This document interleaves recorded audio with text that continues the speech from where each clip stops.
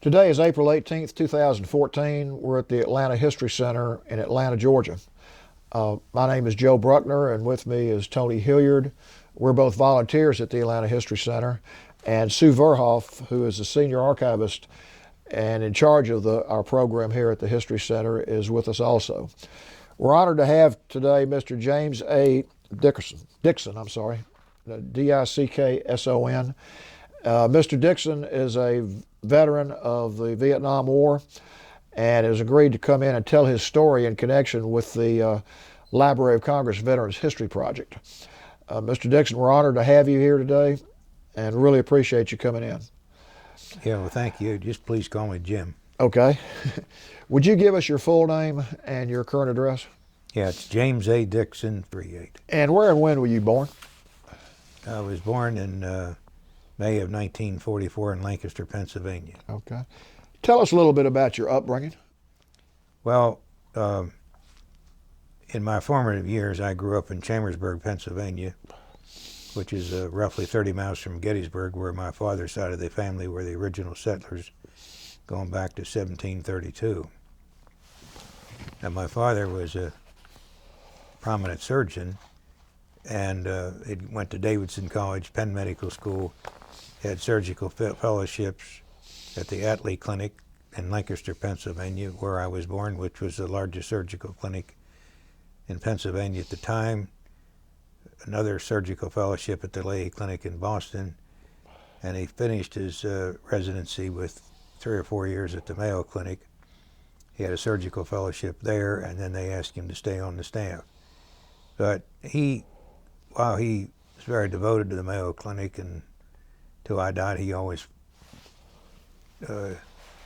imbibed in me the thought that the very best surgeons in the country were there. He wanted to do things other than surgery, and there basically all you do is very high volumes and journals and surgical journals and so forth. So he moved to Chambersburg, where they were building a new hospital. Even though it was a fairly small town, he would write articles in prominent surgical journals from a small town of only 30,000 people. And he was on the committee to admit people to the American College of Surgeons for the state of Pennsylvania for a number of years. But and then I was very blessed or fortunate to go to a prominent prep school, Mercersburg, and it was accepted to a lot of pretty good schools, but I got involved in a little romance there my senior year and decided to stay at home, and I went to a local college, Shippensburg State University, and I ended up, the romance wore off after a little while, and I could have transferred to a lot of places, but by that time I'd gotten wrapped up in student government politics, so I was the student body president. And but when graduation time came, I didn't really know what I wanted to do. The Vietnam War was on, and so I applied to both the officer candidate school for the Air Force and the Navy. The acceptance was almost immediate at the Air Force. It took a little while for the Navy. That was very hard to get into, Officers Candidate School, or OCS, at Newport, Rhode Island at the time, but I was accepted. I think that the fact that I was the student body president of where I went to college had something to do with it. And so I went up there and started in June of '67 and finished in October of '67. When did you go into the military, and what were the circumstances under which you went in, and what did your parents think about it? Of course, they knew you were probably going in because you had... Well, I mean, the war was on, and I didn't know what I wanted to do as a career, but I felt that, I was, I should serve, and I really was always interested. My heart was really in the Navy. I've always liked ships and the history of the Navy, and that's really why I was attracted to it. I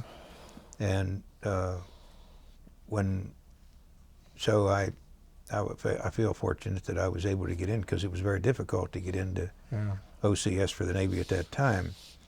But around September of '67 or early October, they asked for volunteers for swift boats, and I was one of 8 that volunteered, and they only picked 2. They only needed 2. I didn't get picked, but I volunteered to do that, and I ended up being assigned to an aircraft carrier, and I thought, good heavens, what am I going to do on an aircraft carrier? So when the OCS was over, I was assigned to a 6-week school in San Diego, Combat Information Center. Am I getting too far ahead here? So I drove across the country to this 6 weeks school called CIC School, or Combat Information Center. CIC, or Combat Information Center, is the name for the operations center for most naval ships. And when the program was over, I, went to the Ticonderoga, and within a week of that, 2 days after Christmas, we left for Vietnam. And we, of course, go to Hawaii or Honolulu for the shakedown, or the training exercise. And we were there maybe a week, and then we left there for Tokyo. And about 2/3 of the way over, we ran into a very large typhoon, and you'd look at the 2 destroyers behind us. I mean, they were just bobbling around like balloons. You'd actually have a wave, and at the crest of the wave, you'd see a destroyer with the bow out of the water completely, the stern completely out of the water, and you'd see their propeller spinning. And then, of course, they would go right down. I don't know. I have a picture here. I have several pictures I brought along, but I have one here in particular that could be of interest to describe one thing that went on during that time. Because whenever we got to the end of the typhoon, toward the last part of it, what happened was we had a little. Here it is. This picture was taken in early January of '68, and you can see the bow. Yeah. The wave of the bow over the carrier. It was a huge wave.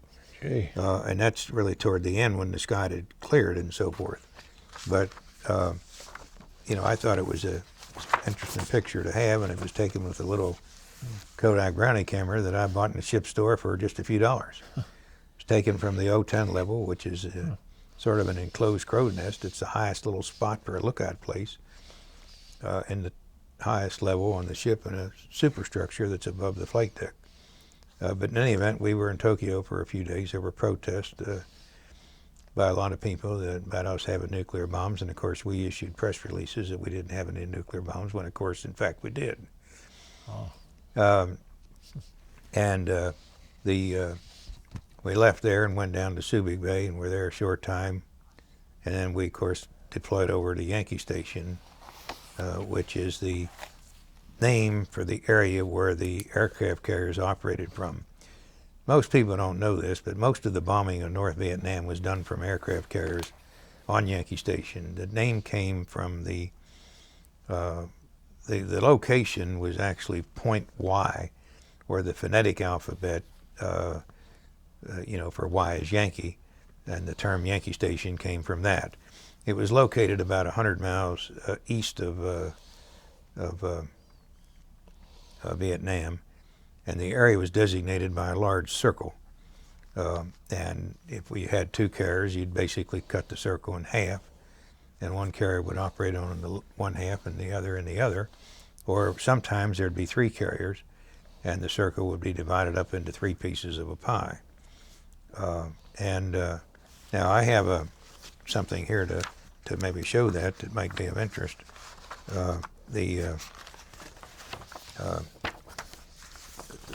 I have here, and I'm going to give it to Sue.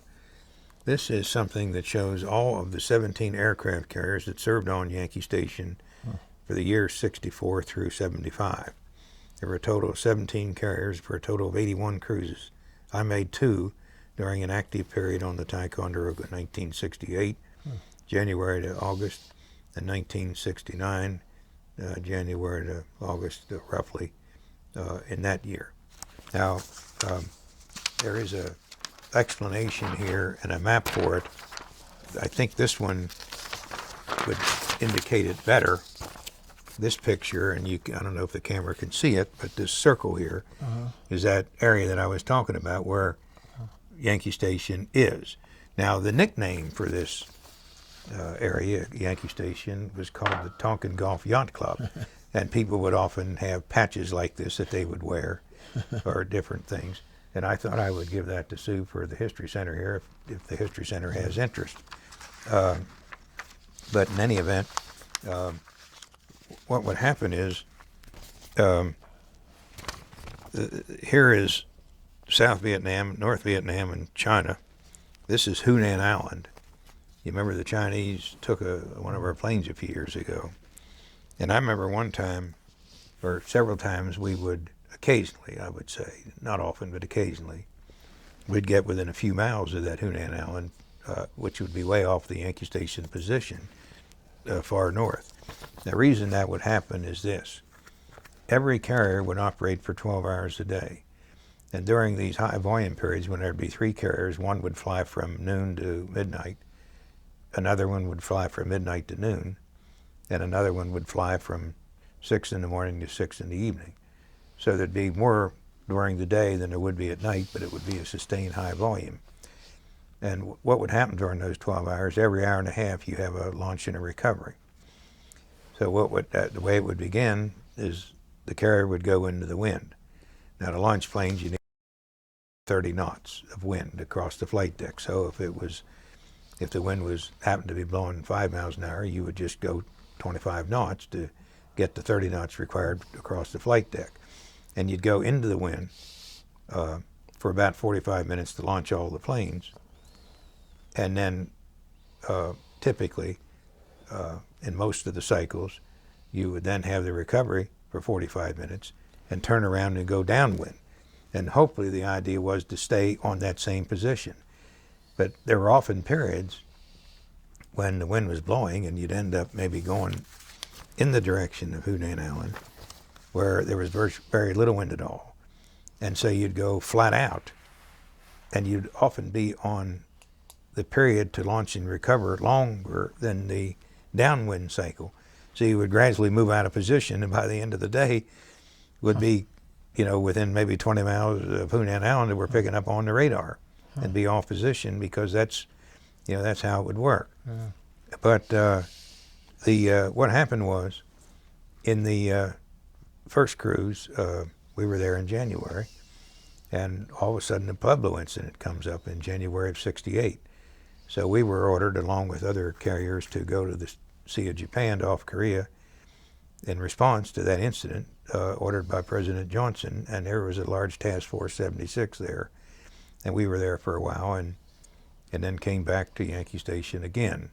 But that was a very intense time. I mean, the intelligence showed that maybe the North Koreans only had maybe 200 planes. Some of them were the equivalent of a Piper Cub, but we're ready, and we have a lot of ammunition and fuel. And if they all of a sudden decide to launch all of them at once, there's a good chance some of them might get through. And if anybody could land a bomb on a carrier when it's in the attack mode like that, it's very vulnerable. So, of course, nothing happened. It was a very tense period, but we came back. That period was during the Tet Offensive. There in early, and it was a very active period. And because of that, we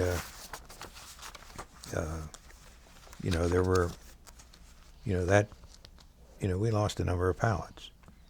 Deviating a little bit, there was a neighbor of mine, Mike Herron, who passed away a little over a year ago, who flew A4s off of the Coral Sea, and our times overlapped. I know in early '68, the Coral Sea was out there during the time, was one of the 3 carriers, at least for some of the periods.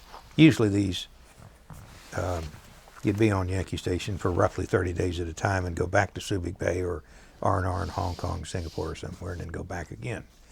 And we'd have refueling out there, continuously. One day it'd be a tanker, next day it'd be a freighter with ammunition, bombs. Next day it might be a refrigerator ship for supplies and so on. On the second crew, we started having these large ships where you'd do all 3 at once. So during non-flight hours out there on a regular basis after the flying was over, then we'd have a tanker come alongside and we'd have refueling. Now, but going back to losing the pilots, which is really important, Mike Herron was a pilot on the Coral Sea, was a neighbor for many years where I live in Dunwoody. He flew A4s, Skyhawks, bombers off the Coral Sea, and he actually received 2 Distinguished Flying Crosses from the same cruise, which is highly unusual. He lost over a third of his squadron. We lost a number of pilots. One time an F-8 pilot came in to land. I didn't see it, of course, I learned about it. And he didn't hit one of the ailerons to land, and he gunned it to take off, and he was out of gas. So he ejected, and the chute opened, and he landed in the water and ended up drowning, got tied up in the shrouds of the parachute. You know, it's a very sad thing. North Vietnam was very heavily defended with surface-to-air missiles. There were also MiGs. And so we would actually, you know, we did lose a number of pilots on both cruises. On the second cruise, I remember an A4, so I understand from the officer of the deck underway at the time, who later told me about it the next day, a A4 went off the port catapult and lost oil pressure and just gradually went into the water and disintegrated. Now he, of course, ordered right full rudder, but it was immediately belayed by the captain, who had a better instinct, because with all there's tremendous centrifugal force on a carrier when you go to full rudder, and so he belayed it to 10 degrees, but it was, you know, it was too late. In any event, I have some pictures here that I thought might be of interest to bring along. These are either from yearbooks of the ship or ones that I took. Here is one of 1969. This is Can you hold it up? This is a tanker that's pulling away, and this is again during non-flying hours after flying had stopped. The refueling had finished and the tanker's pulling away, and you can see it there. Now here's one that was taken when the tanker was just had pulled alongside, and if you look closely here, down here where my finger is, you can see the fuel line coming over. Yeah. And these on the starboard elevator there aft, yeah. These are F-8s. They were fighter pilots, and you can see them up on the flight deck. Yeah. Here's an interesting one that was taken after I was no longer on the carrier in San Diego with President Nixon in a limousine there. That's only a part of the ship's company. When you have a full air wing aboard, this carrier had 5,000 men. But I thought it was an interesting photo, if nothing else. Yeah. It shows the size, of aircraft carriers. And I thought it was, a good one to have. Now here's an interesting picture and an article from a newspaper. I think it was the Chicago Sun-Times. Where my finger is the Ticonderoga. This was Task Force 71 in April of 1969. This was, according to this newspaper account, the largest naval armada since the Korean War. Other newspaper accounts say it was the largest naval armada since World War II. Regardless, it was over 40 ships. We had the battleship New Jersey, 4 aircraft carriers, 5 or 6 cruisers, 22 destroyers, 5 submarines, and supply ships. It was a massive force. Now, what was your mission on this? I mean, what I did? Well, no, just the general mission of... Well, this was something that President Nixon, who was then president, ordered in response to the downing of the EC-121. The EC-121 is a naval intelligence plane. It was a Lockheed 4-engine propeller plane that carried 31 men, a crew of 31. Many of them were very experienced, senior technical people that had a great deal of experience and capability and intelligence, and with very sophisticated equipment. The plane was clearly in international waters. There's no ifs, ands, or about it. The Koreans, in an act of provocation, shot it down. President Nixon, in response, ordered this naval armada that I just mentioned. We were on Yankee Station at the time, just as we had done over a year before when we left Yankee Station and came up. We did the same thing in response to this. Yeah. I have a friend in Pittsburgh that I stay in touch with. A lot of us keep up our relationships, and we had a little golf group, and he was in strike operations at the time, and under ultra top secret orders actually drew up plans to mine all of the harbors of North Korea with nuclear bombs. Now that actually happened. Of course, most people don't know about it, but that did occur. It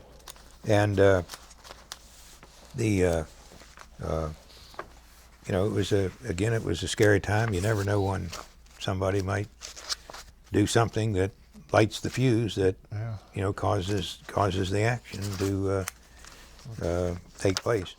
This was taken during the first cruise in '68. It's from the hangar bay, the big bay, the deck below the flight deck, several stories down. These are bombs, and I think it shows the magnitude of the mission and the seriousness of it. And you can see them there. In fact, there are a lot that the camera didn't get.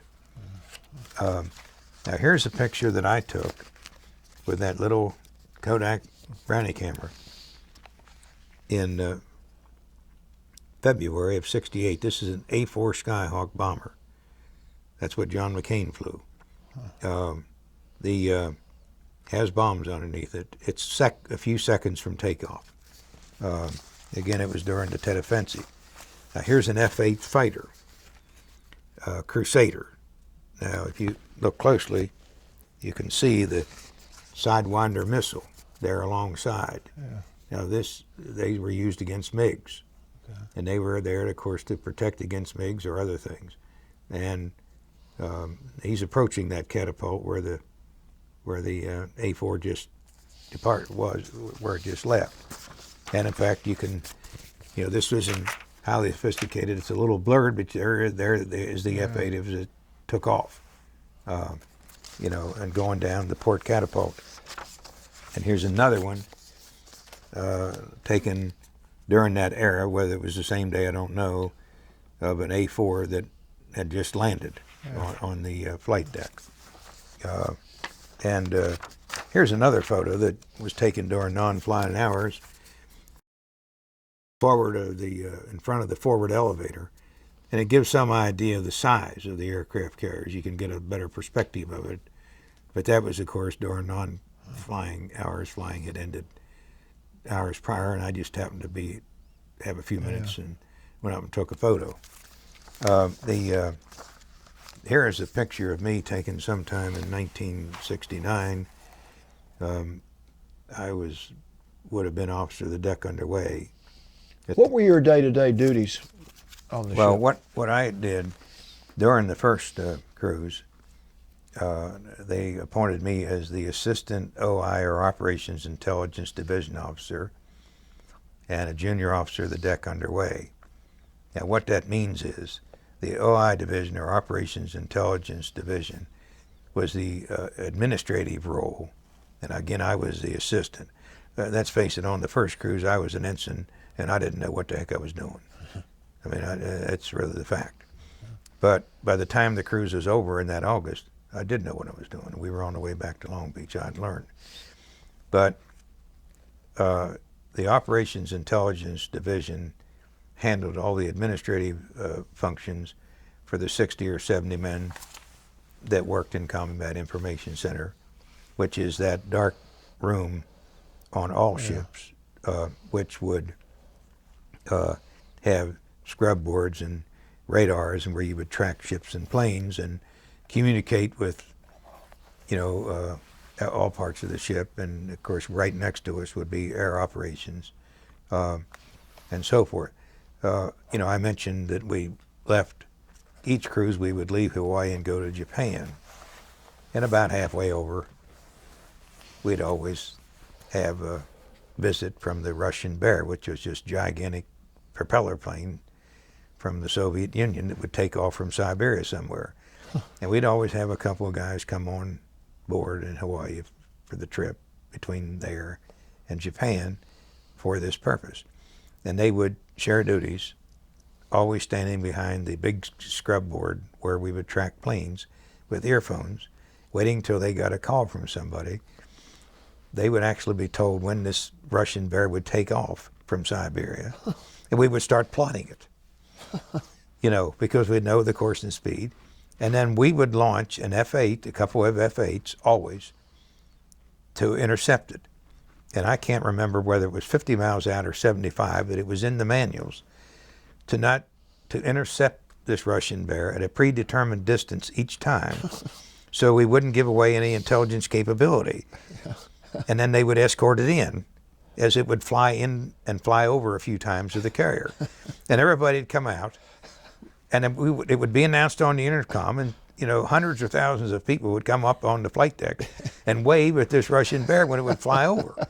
It was sort of a game played for every carrier that was going. And there are pictures that my friend Howard McKay would show me from Air Operations Intelligence.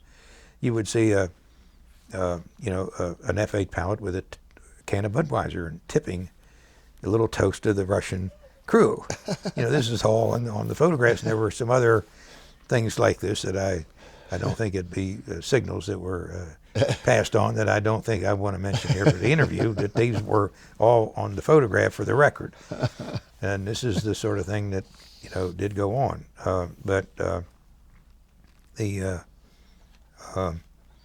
In any event, what I would do typically, and this is, they say, the second cruise, when I was an officer of the deck underway, an operations intelligence division officer, because the man who preceded me his tour had ended, and we got back to the States, after being in dry dock and repairs and so forth, and some downtime there in Long Beach and San Diego. During that time, after the first cruise, I was appointed the operations intelligence division officer, the head guy for that role. And what I would do is I'd spend several hours a day doing that work in an office that would be just across the hall from CIC, and then I would go in and stand 4 hours of watch in Combat Information Center, and when those 4 hours of watch were over, I'd immediately transfer up to the bridge and would stand 4 hours of watch on the bridge. And this picture was taken during a non-flying period, during that time. It's a great picture. And it's the only one that I happen to have. But it was an active period, and I remember one time, this is one that I'd like to mention, I'm estimating it was May of '68, we had a typhoon threatening, and we pulled into Subic Bay. Now, Subic Bay is a huge bay. It's gigantic. It's now a resort of some kind. And we pulled in, and even though it's gigantic and huge, there's only one pier for aircraft carriers. And because of this looming, threatening typhoon, the Enterprise was at the pier and hadn't left as scheduled. So we ended up being out there in the middle of this huge bay at anchor. So we were at anchor there for a while, and the captain turned to me, said, "Where's the wind?" And I told him it was 010 at 30 knots. He calls up the commander of the air group, CAG as he was known. They talked for a little while. Then he told me, or the OD, "Tell that weather guesser to get up here." Now what happened was, you would have the bridge. Behind the bridge, there'd be a steel walls, maybe this thick, because of tack, and they would have the helmsman there. And then behind that compartment would be the navigator's office, and behind that down the hall would be the meteorologist. And he was lieutenant commander, and instead of calling him Mr. So-and-so, he'd call him the weather guesser. So he tells us to get the weather guesser up there. So we get on the intercom, ask Mr. So-and-so to report to the captain. He comes down the hall. "You wanted to see me, Captain?" And he's there with the commander of the air group. "Yes, sir, weather guesser. Tell me about this typhoon here, weather guesser." Captain McGinnis, I admired him immensely. he would get briefed on this Typhoon, and then he was excused, and he and the commander of the air group came to a decision. We just turned the screws a little bit, 10 degrees directly into the wind, and proceeded to launch every plane from being at anchor, because 31 knots is enough wind speed to launch the planes. We launched every plane from the carrier, and the last one to take off was the large tanker, the A-3, the big whale, gigantic plane with a large wingspan, was the last one to take off. And they all flew into Clark Air Force Base, and we pulled up anchor and went out to sea to ride out this Typhoon, which never hit directly. We skirted it, and then we came back the next day. I've never heard of anybody launching planes from being at anchor in a harbor. But that's a true story, and it actually happened. About Captain McGinnis, I always remember every port we would go to, he would go through this same 5-minute spiel on the intercom. Didn't matter where it would be. He'd come on, and every compartment would hear this. This is the captain speaking. In about a half hour, we're going to be pulling alongside in here in Singapore, wherever the port was. Now we don't want anybody going into Singapore here and getting in any bear hugging contest and coming back with any souvenirs. And he would go through this spiel, and that phrase that I just mentioned would be mentioned 3 or 4 times in the course of this 5-minute lecture from Captain McGinnis just before we would land. But the and I'm sure everybody followed his order, right? well, that I don't feel I'm qualified to answer that question. I want to ask you a couple of questions about something you said. I knew you said there were some planes lost. What was the impact on morale when that would happen, when you realized that some of the pilots weren't coming back? Everybody, even though it's 5,000 men, you all feel that you're part of a unit, and you feel the loss. Now, obviously, it's more direct with the squadrons because they knew the pilots. I didn't. I happened to know Dave Sugarroot, as an example. He was a Naval Academy graduate. He came up to the bridge a few evenings at night during non-flying hours. And he was an F-8 pilot. He was Roger Staubach's favorite receiver when Staubach was the quarterback at Naval Academy. But, he was a great guy. But I didn't know many pilots personally because we were all busy doing our jobs, and they would have different areas and so forth. So there would only be a certain number we'd know personally, but you would certainly feel it because you're all part of the same unit. And that's why we're there. And of course there's danger to anybody because of the ammunition, fires. The Oriskany the year before I came, I think it was the year before I came, our commander, the head of our operations department, survived the fire on the Oriskany that killed 16 men. The only reason he survived, he crawled through a porthole and got out somehow. Look at the Zuni rocket that took off and went through many decks on the Forrestal and killed 130 men. So there's always risk on these things that can go on. But no, it did. Just that story I told you about the A4 pilot that went on and the plane disintegrated. I've never forgotten it.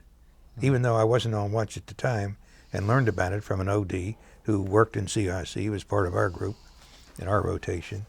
He was there to tell me about it. I mean, it was really, these are stories you don't forget. Now, of course, there's humorous ones. I'll never forget the one that I remember. We always, before going on watch, would go into the operations department area and read all the message traffic that would go on during the preceding day, and you'd sit there and read all these before you'd go on watch to get up to date. I unfortunately cannot remember the name of the carrier where this happened, but this actually occurred. It was sometime in '68. Somebody came in to land a jet. He trapped. He did not trap. He gunned it to go around for another pass, was out of gas. He ejected. The chute, he went up, the chute opened, and he landed on the fantail, the rear of the flight deck on the carrier, and walked in. Well, that actually happened. I mean, so you do have these pleasant moments, but you know, the loss of the pilots, as I mentioned the story of Mike Herron, he lost a third of his squadron. He lost so many that he quit going to the services for his own squadron people. I mean, it was, you know, it was a very difficult time. These are things you don't ever forget. Yeah. But you know, now here's a, you know, just going on here now. As you know, of course, there's no drinking on Navy ships, but I must disclose this unofficial Navy photograph taken by me at about 5 o'clock in the morning after the midnight watch in the junior officer's bunk room. You'll notice here that the cocktail there, and the cups and the glasses, and the refrigerator there, on the Ticonderoga during 68 and 69, libations were served very judiciously. Nobody got too carried away in anything. It would be after a midnight watch, something like this, but these kind of things went on, and so forth. But I just wanted to have that for the record. Yeah. In April of 68, we went down to Singapore for R&R, and we went a few miles south to cross the equator so that we could have everyone indoctrinated to become a shellback from being a polywog. Yeah. And of course, I had to crawl through a garbage chute and a number of other things. Here are two photos of it. Here is a man kissing the baby's belly. Here's a senior chief petty officer who has Crisco on his stomach, and some fellow has to kneel down there and kiss it. Then, of course, here's another one. This is a little visit with the undertaker. Here's a coffin. There's a fire hose there with the undertaker. The 4-inch fire hose, there's water. There's somebody in there. You know, he's having a little visit with the undertaker. I mean, there'd be stockades where people would be in stockades and garbage would be thrown at them. But these, those were real pictures that were taken during that time. So, you know, we all went through that. And that's a Navy tradition, isn't it? Yes, it is. What I have a little in my office. I have a shadow box of my ribbons and medals and some other things. Just because of being on this important ship, nothing I did. You know, I have 8 medals or ribbons. They're all gedunk, you know, from just being there, because of being an active time. You know, there were, as I mentioned earlier, there were 14 stars given to the Vietnam Campaign Medal for the 14 different campaigns designated for the years of the war. And during those periods I was there in 68 and 69, I have 6 just because I happened to be in the theater at a very active time, which is a disproportionate amount, you know, considering that it was maybe 16 months of, out of many years. The one thing I'd mentioned earlier, and I'd like to mention it for the interview, if I may, I do have a picture of the carrier in my office, and that picture of me is on the bridge. And I have next to that, in a frame on the ship stationery, the letter where I was appointed officer of the deck underway by the captain of the ship. And it's a brief letter, and I have it in a frame that's there. And it was signed by the captain of the ship for the second cruise. His name is Richard E. Fowler. He later became Rear Admiral Upper Half, which would be equivalent to a Major General. And he was a very stately man, had a very strong presence. And I thought he would make Admiral, and I'm not surprised that he did. But I consider that qualification letter signed by him a prized possession for this reason. He was at Rice at the outbreak of the World War II, and as a young man went to the flight training at Pensacola. And he ended up being on the Essex, an aircraft carrier, as a torpedo bomber in June of 1944. And he flew off the Essex during that epic battle that went on for days. It's the largest naval battle in history, over 200 ships. And he made a direct hit on the battleship Mashushu, which was the sister ship of the Yamato. Each of them had 18-inch guns, very large ships. Our ships, New Jersey and Missouri and so forth, would have 16-inch guns, just to put it in some perspective. Now, he didn't immediately sink it, but it was a direct hit, and it contributed to the sinking that occurred about 9 hours later. For that, going in under very heavy fire, obviously. Obviously, it was very well protected in that task force that he went after. He received the Silver Star. He also had 4 Distinguished Flying Crosses. I consider this signature by Captain Fowler, or Admiral Fowler, a prized possession. He passed away a number of years ago, but I remember him with a high degree of respect. And I just thought I'd mention that, if it would, to have that for the record. I'm trying to think of some other things. Is there anything you wanted to ask me about? What was the morale like on the ship? I mean, people who didn't serve on ships have always wondered what it would be like to be in a contained area for well, so I'm much sure it was time. different than submarines, which are a lot closer, or even destroyers. I flew over because I was the anti-submarine warfare coordinator, and I spent a couple evenings on carriers or on the destroyers. One evening during each cruise, just to coordinate things, because I had that role, and got an idea or perspective of it. In fact, I was on the bridge one afternoon on a destroyer following us, and on the intercom came the announcement of the assassination of Robert Kennedy, and that was live, that we would hear it. But going back to your question, I would say the morale was fairly good. We were well off because we'd have movies that were fairly current, that would be, because we're out there on Yankee Station online, we would get access. They would show fairly current movies, so we would be able to do that and be able to keep up with things through newspapers and so forth, or fairly regular flow of mail. So I would say the morale was relatively good, but the fact is that when you go on these cruises, you're gone from families. Of course, I wasn't married, didn't make a lot of difference to me, but of course, many were. And these cruises are long, to be away from families and relatives for long periods of time. I mean, I'd go 8 or 9 months.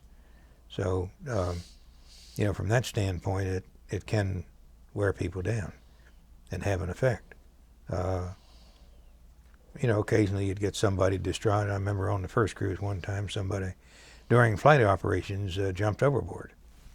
Gee. So they had to pick him up with the helicopter. We always had a helicopter out there for rescues during launch and recovers. And I happened to be on the bridge at the time. They brought him up there to see Captain McGinnis. And the captain wanted to know why I had done it. He said he really didn't know. He said, well, I'll tell you what, you go down and spend 30 days in the brig and think about it, and come back up here after 30 days and see if you can remember why you did it. I remember that quite well. That discussion lasted about 10 seconds. He probably never did it again, did he? No, there's no question about it. No, he never did. But that only happened once. But yeah, I would say people would be somber when you'd lose a pilot. I mean, we would be at CIC, Combat Information Center, and we'd have people, E7s and 8s, that would be in contact with the pilots. And what they were is the equivalent of an air traffic controller. They were highly skilled people. And when they got out after a 20-year career, they could easily go to, be an air traffic controller. And I remember one night, and this happened several times, where one of these men would be on their radars talking to the pilot as he would vector in a helicopter to rescue him, a downed pilot in Vietnam at night. Even though we're off the coast on Yankee Station, he would be vectoring in pilots and other rescue planes to get the pilot, and that we were able to get him out on several occasions, as I remember. And of course, sometimes not. When did you leave Yankee Station to head back to the States? It was August You know, and I came all the way back at the end of the first cruise, and we went to Long Beach, and we were in dry dock, and it was only just the ship's company, the people that were fully assigned to it that remained on it. Most of the people were, you know, the air wing had been long gone. We were there in dry dock, and it was kind of interesting to actually go down and see an aircraft carrier up on these huge blocks. And to get down there and be able to look at the bottom of the ship and the propellers and everything was kind of a neat, interesting perspective. And I had been assigned to an ASW, anti-submarine warfare school, just because somebody needed to know something about that for on a carrier. And that was in San Diego, and it was kind of nice duty. It had per diem, and I enjoyed myself living in San Diego there for a couple of months. And shortly after that was done, the Ticonderoga came back, and we were there in San Diego for a short time and then left again for the second cruise. But I left at the end of the second cruise along with the navigator, and I was assigned to a amphibious force command ship on the East Coast. There's one of these on each coast at the time, and if there'd be an invasion of Iwo Jima or something like that, this ship would coordinate the landing, all the little boats that would go ashore and coordinate the invasion. Now, they obviously weren't being used, and I ended up reporting in Norfolk and was told the ship was down at Guantanamo for training. So I had to stay in a dormitory or a facility there in Norfolk, and then I flew down on a plane the next day, and I got down there about noon, and was, you know, Guantanamo is not very big, and I was told my ship was out for training and wasn't going to be back till 6 or 7 that evening. So I went up to the officers club and had a few more and lunch, and by the time the ship came back, the Ticonderoga, I was about half in the bag. So I went down there and had all my gear, and they put me in a stateroom there and proceeded to go to sleep. Well, the next morning, I woke up, and it's early, the light comes up. I got dressed. I made a mistake. I almost by accident put on by habit this cap here that I'm wearing that I used to wear, you know, often on the bridge of the Ticonderoga. And I thought, oh heavens, you're not on the Ticonderoga anymore. So I got out my regular hat and had khakis and so forth, which I'd flown down in, which we'd always wear. And about that time, the steward comes in and said, the captain wants to see you on the bridge. So I scampered up there, went up top, and I was shocked. These people were in whites. Whites. Oh. They were having this training exercise. There was a destroyer there that was to be a make-believe oil tanker, and they were going to have an underway make-believe replenishment. It turned out the ship had never been out to sea for 3 years. None of the officers, hardly any of them, had ever been out to sea except for the captain and navigator. None of them were qualified. So they were, as officer of the deck underway, so they were interested in having me. So the captain said, well, Mr. Dickson, we're really glad to have you here. We see that you're qualified, and the only people qualified on our ship are the navigator and I. Now, so-and-so destroyer out here is the make-believe oil tanker, and we're having this replenishment, and, you know, we wanted to recommend what you might think we should do. And I said, well, since we're moving in the direction of Cuba, maybe we're going to have it be going in the other direction. So we'll just do this, Captain. What we'll do is we'll give him an Alpha 1. And then after he's in station, we won't do anything. Then we'll just order a Corpin 180, and then we'll move alongside. All that's too difficult. I was relieved and sent below. Now, all that meant was that we would do nothing, that this destroyer would have to get on our course of speed, dead ahead of us, 1 mile. Then we'd give the order Corpin 180, which means he would turn left going in the other direction. We would follow around on his wake. And after we did that and we're going the other direction, then we'll move alongside. he asked me if I'd had any experience with underway replenishments. Of course, I told him, well, we had them about every day or every other day on Yankee Station. So I got relieved, and we were there for another day or two. We stopped in Jamaica for a day at Ocho Rios on the way back and went back to Norfolk and sat at the pier. Did nothing. And after about 2 months, the word came down they were going to decommission the ship. So the orders came down for me that since I'd been assigned to this ship, that they were going to have to reassign me somewhere else. And maybe they had a build-up at that particular moment for CIC people. And they figured, well, if we're only going to let this fellow go for another year someplace, and he's already been to Vietnam, well, we'll see if he's serious about the Navy. We'll say he can get out now or he can stay in for 2 more years.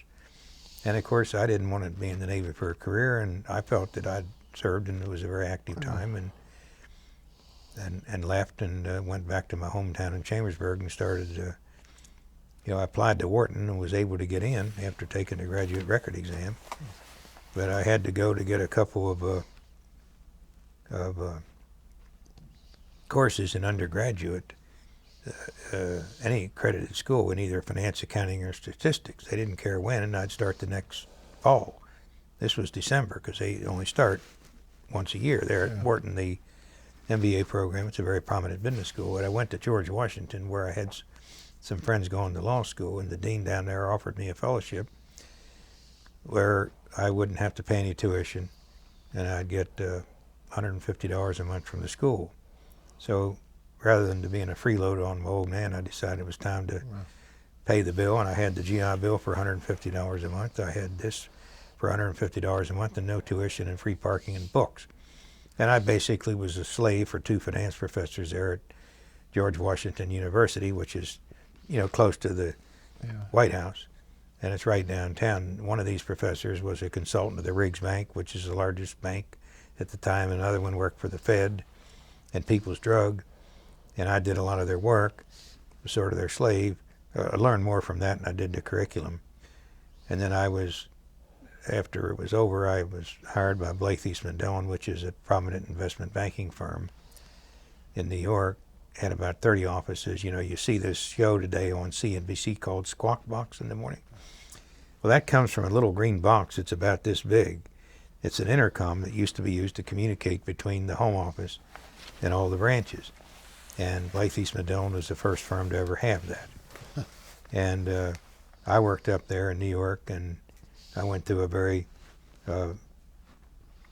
special program they had for people that had gone to prominent business schools, an institutional program that was far more involved than the typical one. I went through the first 3 months that everybody went through, and then I went through this institutional program that they had.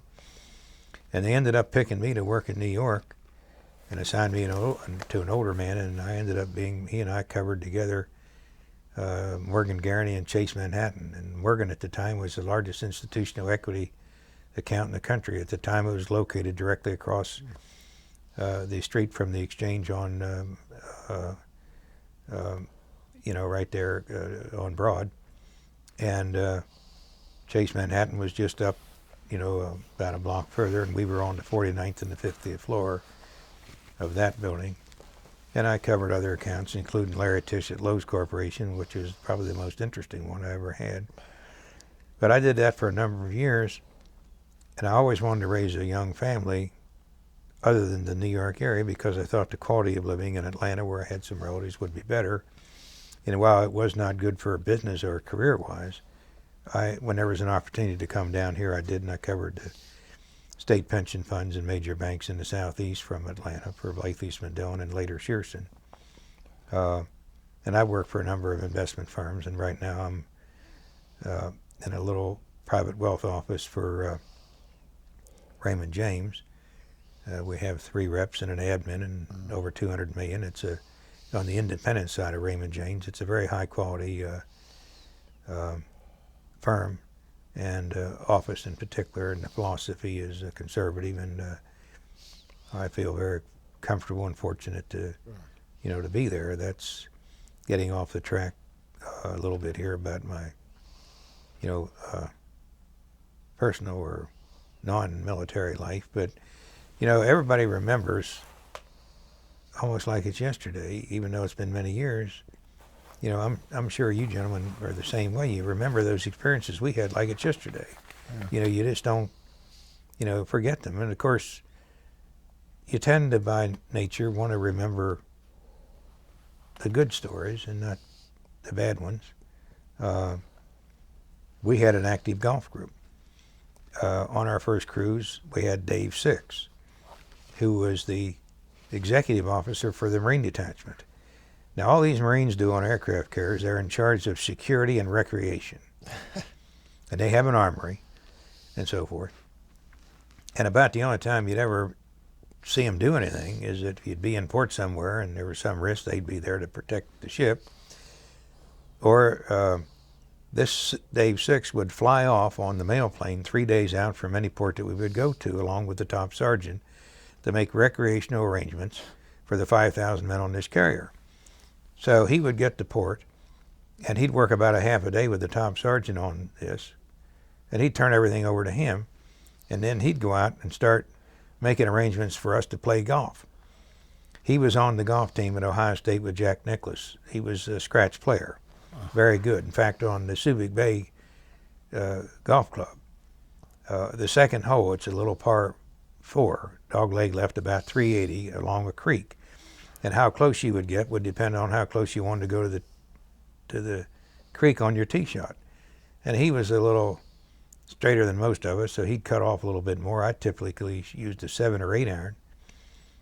He used a 9 iron. In the morning round, he went out and hit a 9 iron and went in the hole for an eagle. We'd go in and have lunch and come back and play again.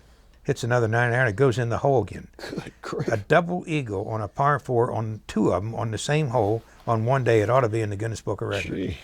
It actually happened. And of course, he was quite a ladies' man. He'd have all these ladies lined up, so we'd play 45 holes of golf wherever we were. And we'd play 9 in the morning, have lunch. We'd play 9 in the afternoon, go in and get cocktails, play another 9 drinking. Go back to the hotel or the ship, take a shower, sleep a little while, and go out on the town with these women, having dinner and dancing all night long, and then get picked up at 6 in the morning to go to the golf course again. Sounds like a good life. Well, we had quite a time, and we all stayed in touch, and we still talk to each other about some of these golf stories that went on at these different places.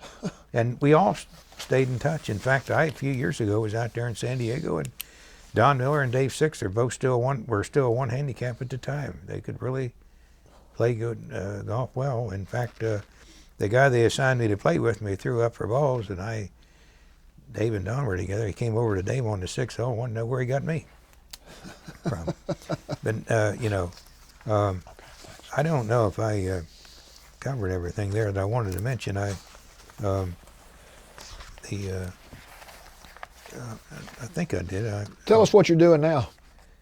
Well, as I said, I'm with Raymond James. It's a investment firm, a little private wealth office. It's on the independent side of Raymond James, which means we run our own operations, although we're still part of the firm, and use that platform, and we're subject to all the audits or random audits. And but we don't have any part of the large branches and so forth. We have 4 of us. There's 3 reps, 2 are financial planners, and 1 admin. And we have, it's called the Creative Financial Team, and we have over $200 million in assets. And, excuse me, it's a very high quality group and good conservative philosophy. And actually the man who actually founded this practice, Hugh Hill was his name, was actually the founder of the financial planning department at both E.F. Hutton and Merrill Lynch many years ago. Huh. He would be recognized in prominent magazines on covers on our industry, and so that was the roots of this particular practice that I'm in. It's a high quality group.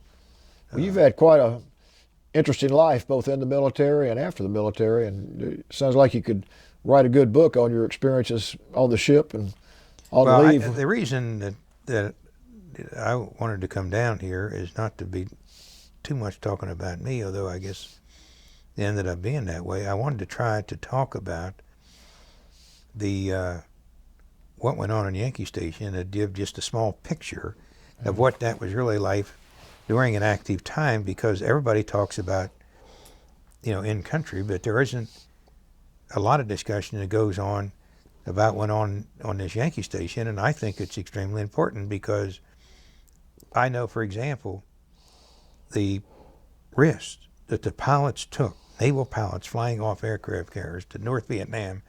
I mean, just to fly on on and off an aircraft carrier is highly dangerous itself.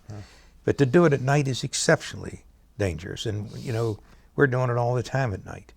And people lost their lives, some of them by accidents. I mentioned one. Two, excuse me, I mentioned. A lot of people were shot down, very heavily defended. Bombing missions and the fighters operating there against MiGs and over North Vietnam, in my humble opinion, was much riskier than it was for somebody to be doing over South Vietnam. I was there. I know the risk that was involved and what.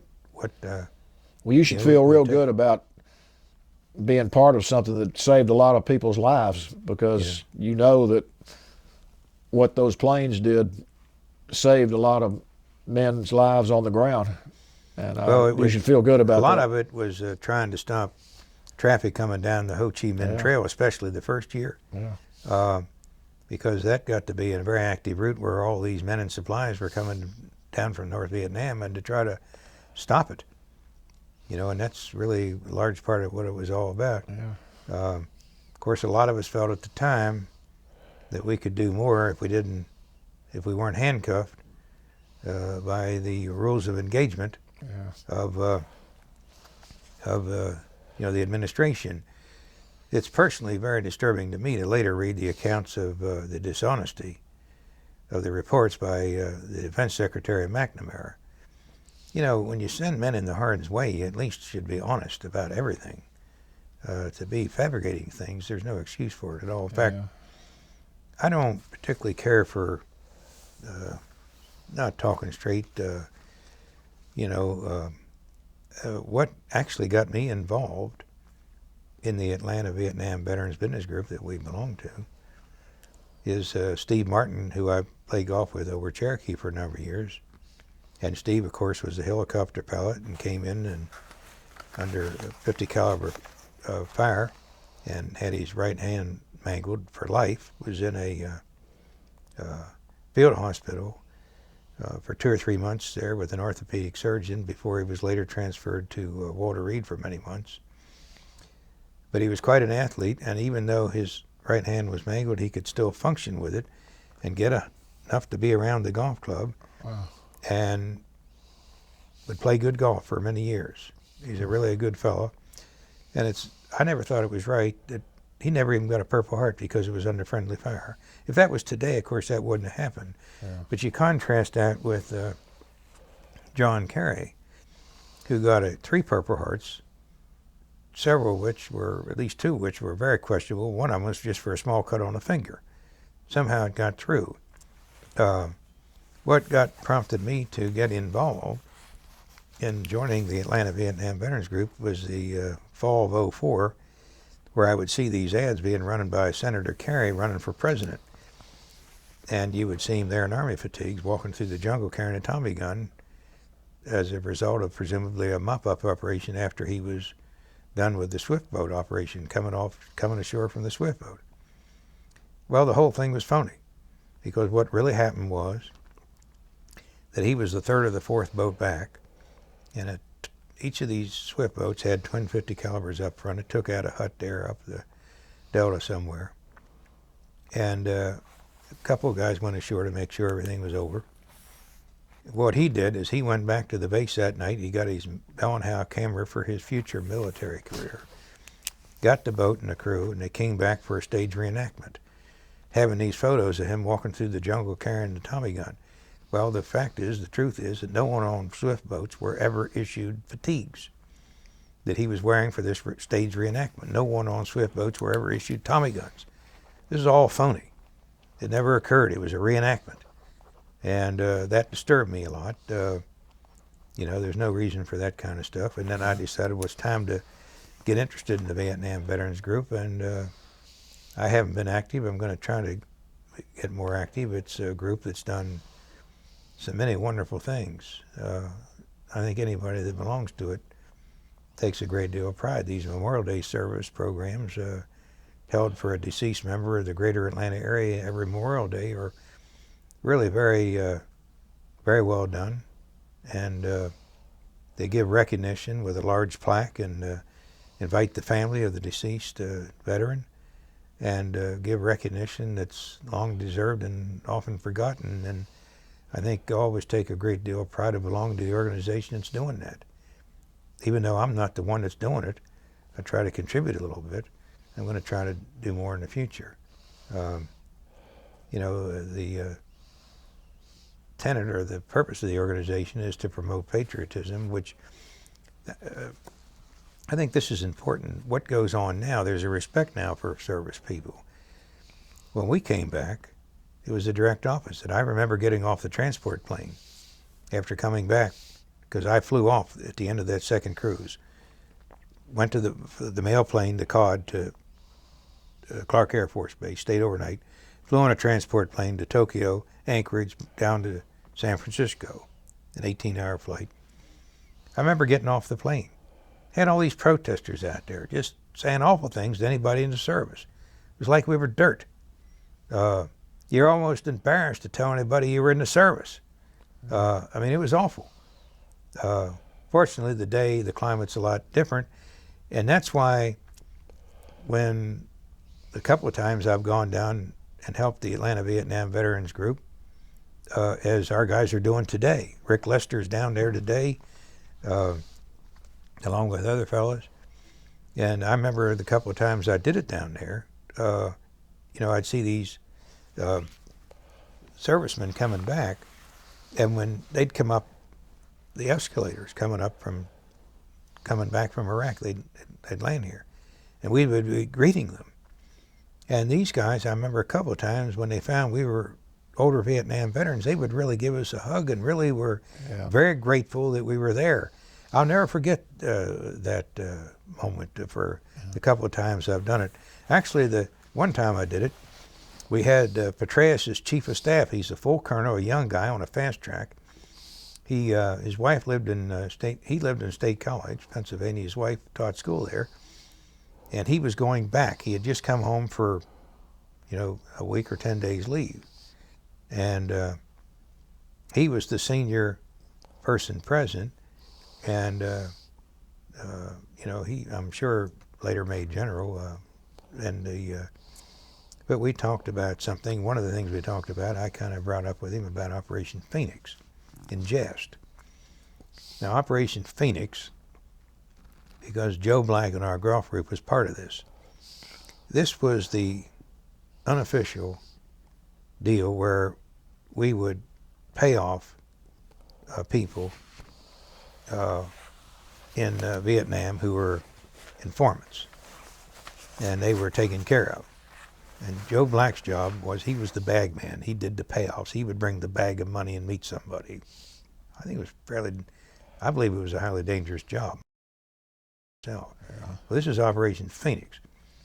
So we had a quiet period, and this colonel, who was Petraeus' chief of staff, you know, during this USO visit I'm telling you about, I kind of joked with him one time, several of us, that they ought to, over there in Iraq, reinstate Operation Phoenix. He later told me privately that Operation Phoenix is still operating. That's interesting. That's very interesting. You know, so I just mentioned that. I don't know whether that's enough time has passed for that to be unclassified or not. You know. Whether it has or hasn't probably doesn't matter right now. Well, we exactly, appreciate you, you know, doing it that way. But talking about that. That's very interesting. But but you know, there are other people that were on destroyers that were, because we always had destroyer support out there following these carriers. You know, there might be somebody in our group that could talk about that. I know there have been pilots that are part of our group, and some of them, I don't know if they'd be willing to be interviewed or talk, but they Well, would really have quite a story to tell. I know that there must be, because when we had the memorial over there at Perimeter Point, it's near the fire station there that Dunwoody has, near Crown Point Plaza. It's near where the Dunwoody Target is. And in that shopping center, and I can't remember what year it was, we had the memorial service there. And then later we had a reception that somebody put over at Maggiano's there at the Perimeter Mall. And upstairs they had a lot of wonderful pictures, and they had a big black and white photo, and it was entitled Turning into the Wind. It was the Bonnie Dick, the Bonhomme Richard. Black and white photo, a beautiful photo. And I remember standing there looking at it, and then I had a brief conversation with a lady whose husband was a pilot on that carrier, and he was there. So I just assumed there must be people that would have stories like that. I do know one man that would, but and I can't remember his name. Clint Johnson. He could. I don't know. He flew A-1s or jets. I don't recall, because he spoke at that service at Colony Square, which is the first one I saw. And of course, he and somebody else told the story about how Commander Stoddard came down to had a beer with him one night. And of course, after the program, I wanted him to know on the Ticonderoga we had both beer and highballs. I wanted to make that point. Well, we really appreciate you coming in here today. That's to hear about your military career and your life before and after. And you should be real proud of what you did and what you're doing now. I want to be sure Sue and Tony don't have any questions. Do you have any questions at all? Is there anything else you want to say before I would like Sue to have this. Okay. Because this is an account of all the carriers, Okay. and how many and the years they were there. As they say, there are 17 carriers, 81 cruises, and the dates. Yeah. Well, definitely. And I think it's important to have this in one place. And this is where they operated from. This was the nickname of the place called Yankee Station. And that's. I just thought these are things that ought to bring. And I gave Sue either by email, and I have them here to give you along with the captions that go with these pictures. Okay.